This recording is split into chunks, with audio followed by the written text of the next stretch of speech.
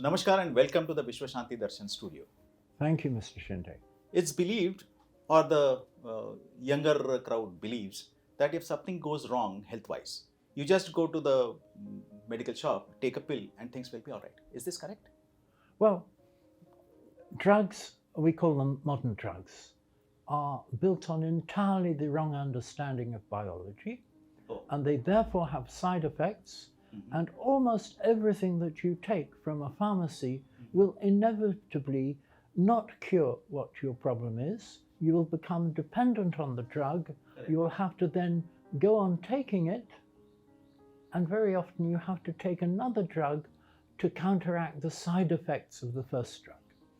So it's very popular, it is quick, it's effective, but these things usually do not cure. Of course, antibiotics cure bacterial diseases, and antiviral drugs are good against viral diseases. Correct. But the traditional systems of medicine have a completely different strategy. Like Ayurveda. Like Ayurveda. Okay. Ayurveda is extremely ancient.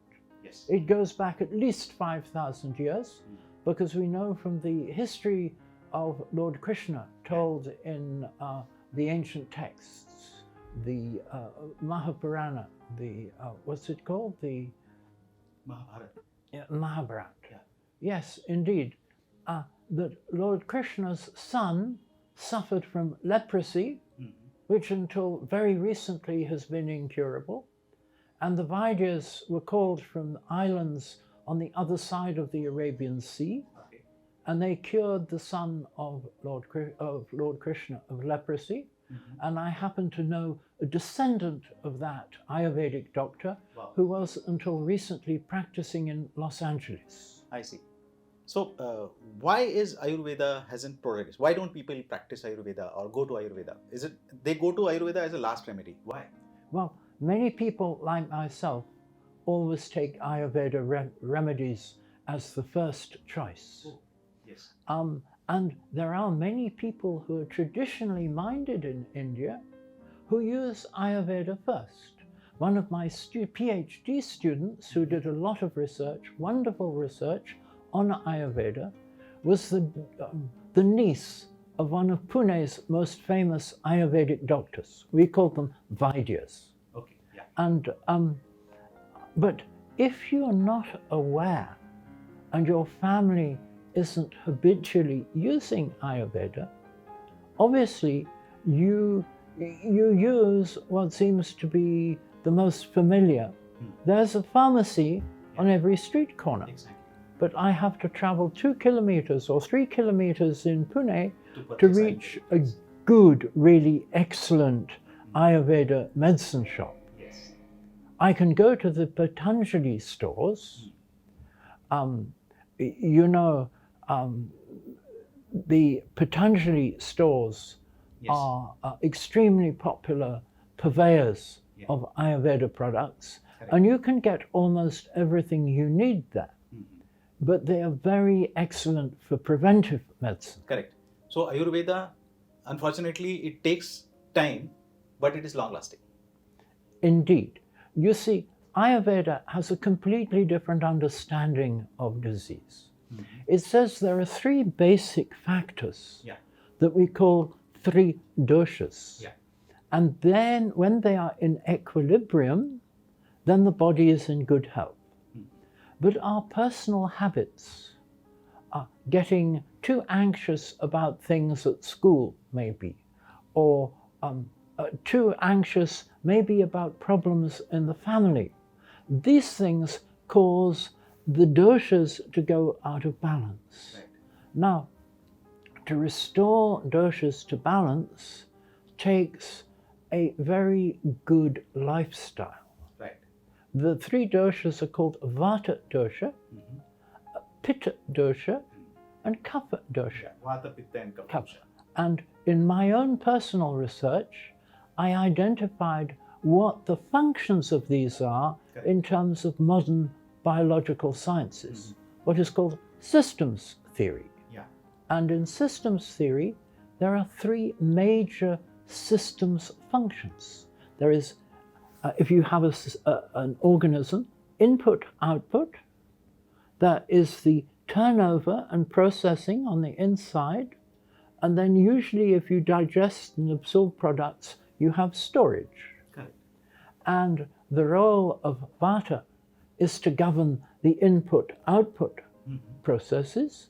The role of Pitta is to govern the turnover, digestion, metabolism processes. And the role of Kapha is to absorb the sugars and the fats for energy storage. And also, interestingly, for things like mucus and lubrication. Correct. So we have a very good understanding now of the basic structure of how Ayurveda functions in modern scientific terms. And I'm engaged now on writing a book for the Department of Health and Family Welfare, because they're going to teach Ayurveda along with modern medicine to all the undergraduates in medicine in India. And at the end of an ordinary medical training, you will be able to specialize. You might become a general practitioner, a family doctor. You might become a neurologist or a neurosurgeon. You might become someone involved in skin disease, a dermatologist. But you could also become an Ayurvedic doctor with a complete rounded training. Correct. You could also practice yoga medicine or naturopathy. Well, we call it yoga therapy or yoga medicine. And then there is the Tamil system of Siddha, the Tibetan system of Soa Rigpa, and the modern system of homeopathy, which is very popular and very successfully practiced in India, and also has good research. And once you have got a basic qualification in medicine, you will have the ability to specialize in any one of these areas, the 7 Ayush systems, like Ayurveda, or one of the specialties in modern medicine. Okay. You just mentioned about the book. What is this book going to be about? The book you are writing. The book that I'm writing, it's the practice of medicine like this will be called integrative medicine, because it will integrate the Western systems on one side and the Eastern systems on the other. Wow. So all doctors will be trained in thinking about medicine in an integrative way. But I have done a lot of work, like this work on Ayurveda, to understand what it is that makes each of those systems effective. And each of them has something to teach modern biology. Right. For example, naturopathic medicine, which was popularized by Mahatma Gandhi, naturopathic medicine tells us that the body has its own power to heal itself. Exactly. Modern medicine never makes use of that. It just says, take a pill, but they don't give your body a real stimulus or a real power to heal itself.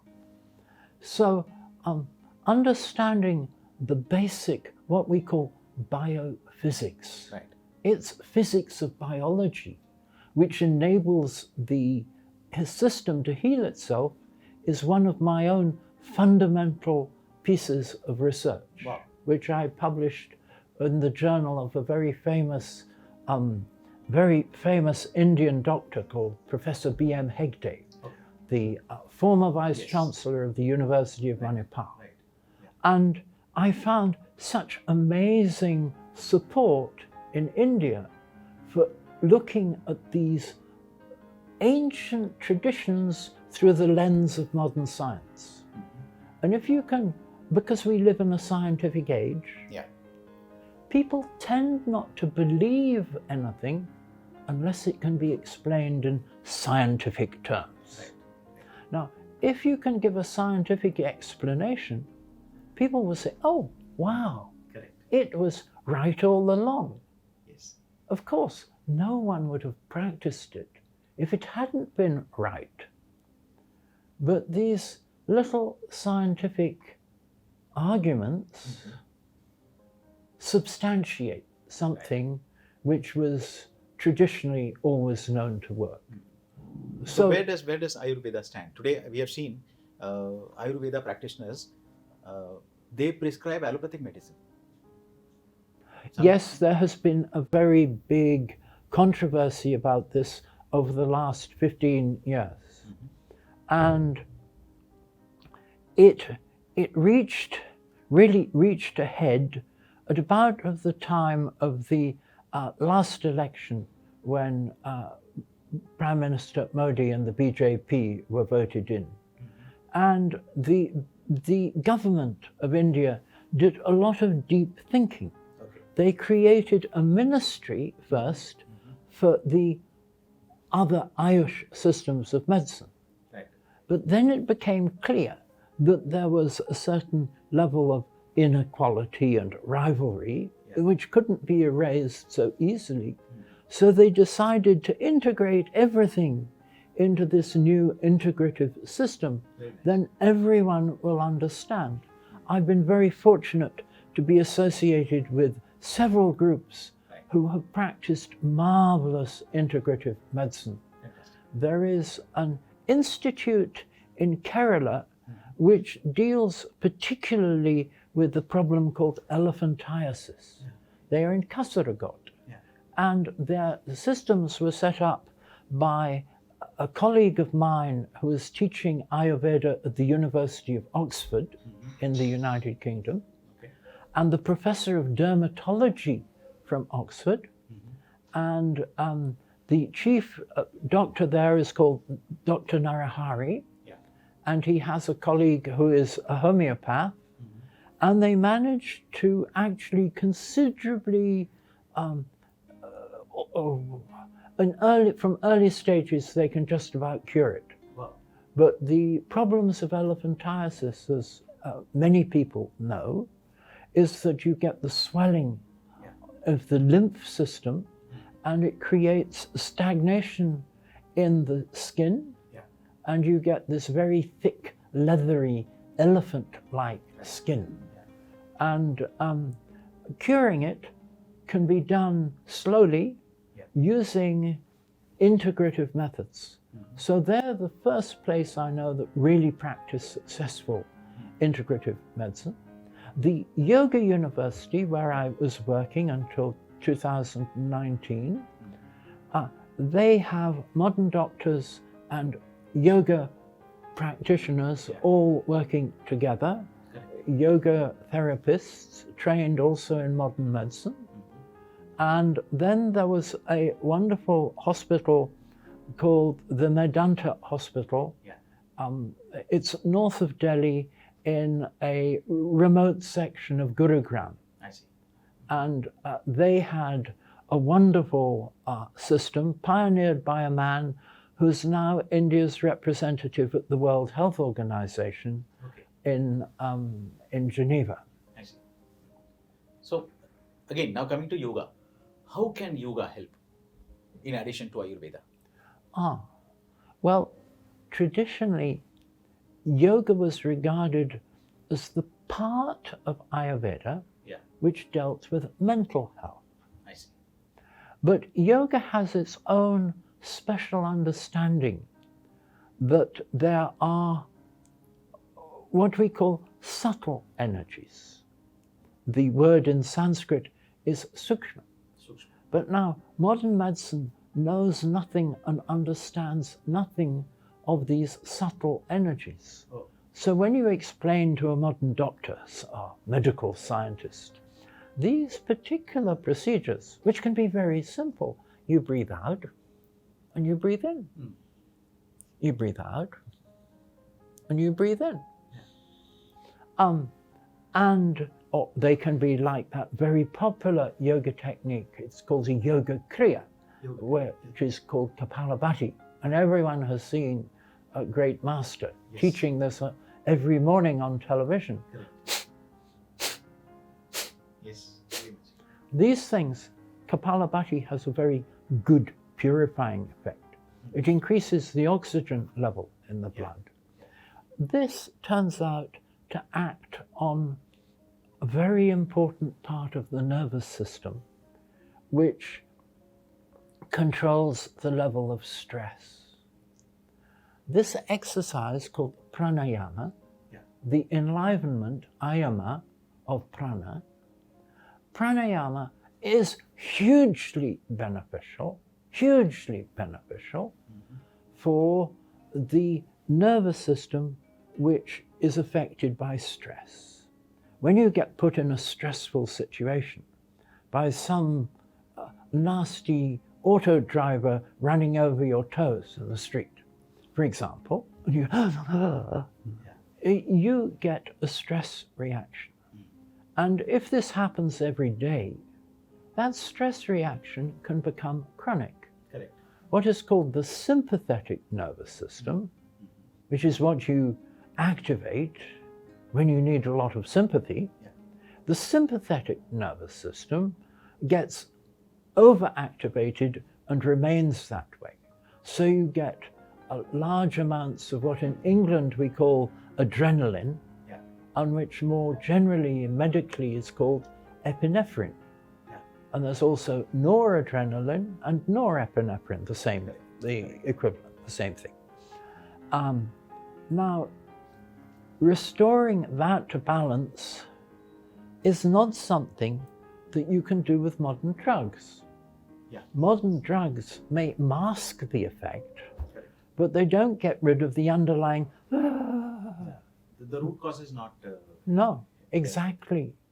So, if you practice this very simple breathing exercise called Sukha Pranayama, the easy pranayama, or sometimes called Nadi Shuk Pranayama, it restores the entire autonomic nervous system, as it's called, which is put out of balance by the emotions.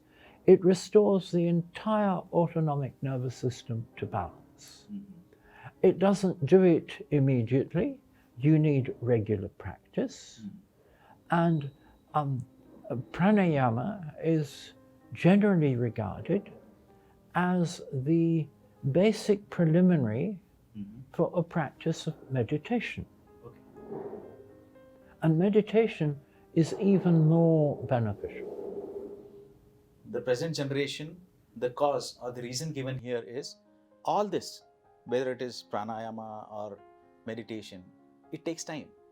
We don't have time. We can take a pill on the go and heal ourselves. This is the reason given by most of the youngsters. Children, yes, young people. Well, you see, everything you do takes time. You know, here I have my mobile. Now, if I were to go onto the train in Mumbai and I would take the train down to the central station coming from the region of, say, the train station nearest the airport, you see that everyone's standing in the train. They're playing with some game also. They're playing with games. Now, you have a favorite game. You play with it. It gives great pleasure. Correct. It takes time. Yes. If you don't win, it may be frustrating. So you start again. Yes. The basic thing is this. We have time, 24 hours in the day. Planning is required. And it's our choice what to do with the time. Exactly. Now, my own perspective at age 75 is that health it's a full-time job to maintain health. Right. A little while ago, we were eating a delicious lunch. And at the end, I said, thank you very much. That was just the kind of lunch I like. It's simple, Yeah. and it's easy to digest. When you go to an Ayurvedic doctor, they will say, well, maybe you need to give your digestive system a little bit of an easier time. Right. So the best thing to eat is rice and dal, which is exactly what we were eating. Correct. So what you offered us was perfect. And what we could say is in accordance with natural law. Right. If what is given is hard on the digestive system, chicken, or worse, mutton, Right. then it actually creates a certain amount of toxins in the whole process of digestion. Right. It increases the stickiness, the viscosity of all the products coming out of the stomach, and that in itself can cause problems throughout the whole system. Very much.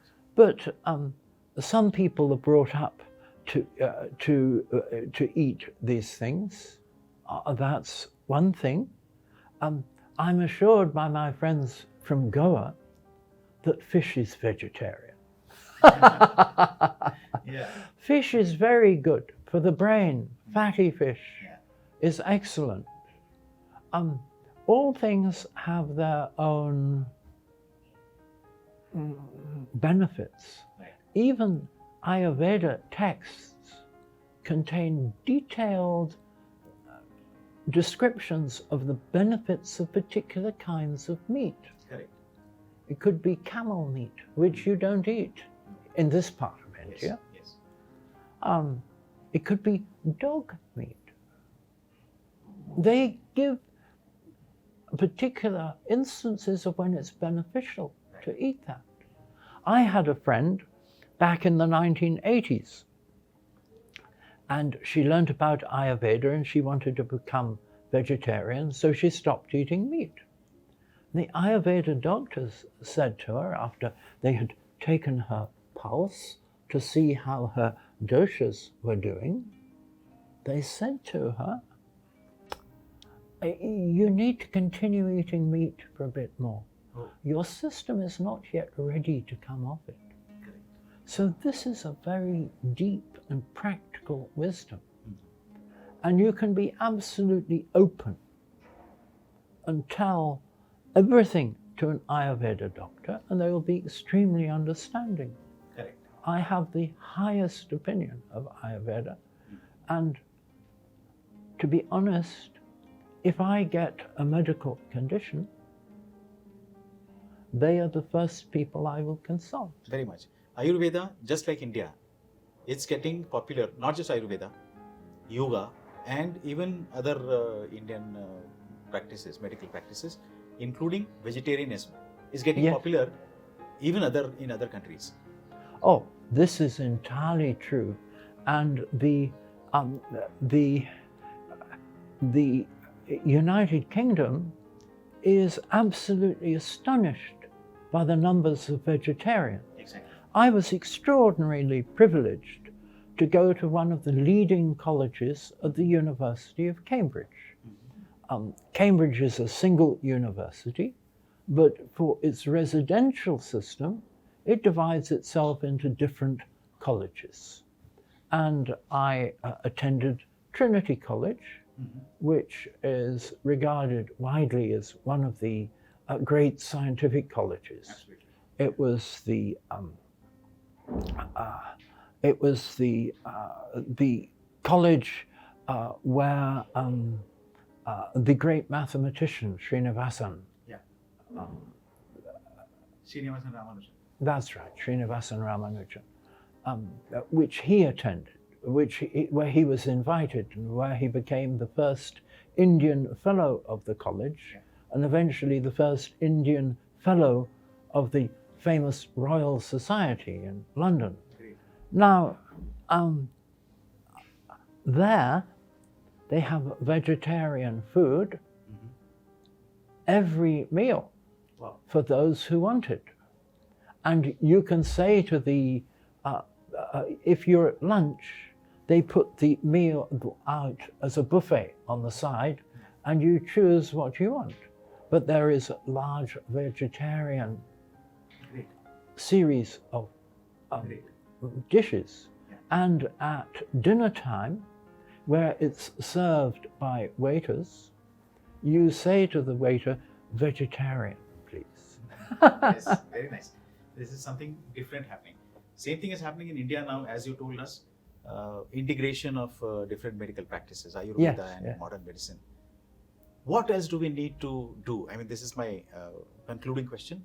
What needs to be done to attract people towards our traditional Indian medicines, yoga and vegetarianism? What do we need to do more than that, what we are doing presently?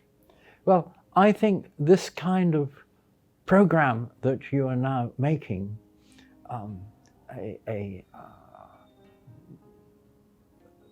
this kind of video information could be done at many different levels, Right. many different specialties, and you are pioneering a really useful effort in this field. I think that the ministry Right.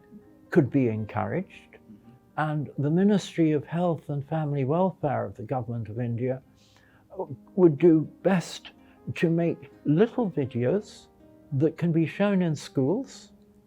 And you know, there's also the Islamic system of medicine, Haney, which I don't think I mentioned. No. And you could make little videos Okay. for each region of India, for Tamil Nadu about Siddha medicine, and so on.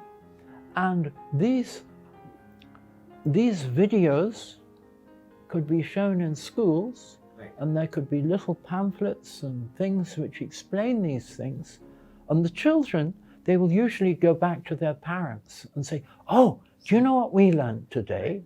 And if they showed their parents simple pamphlets explaining the benefits and the different approaches, then you could be the seed of a hugely beneficial revolution in Indian Thank you very healthcare. much. This is a beautiful idea, and I think with experts like you on board, Vishwashanti Darshan can do this and take this forward to the masses and to every person, every Indian person, the traditional Indian medicine and its benefits. Thank you very much. Thank you so much. It's been a great pleasure.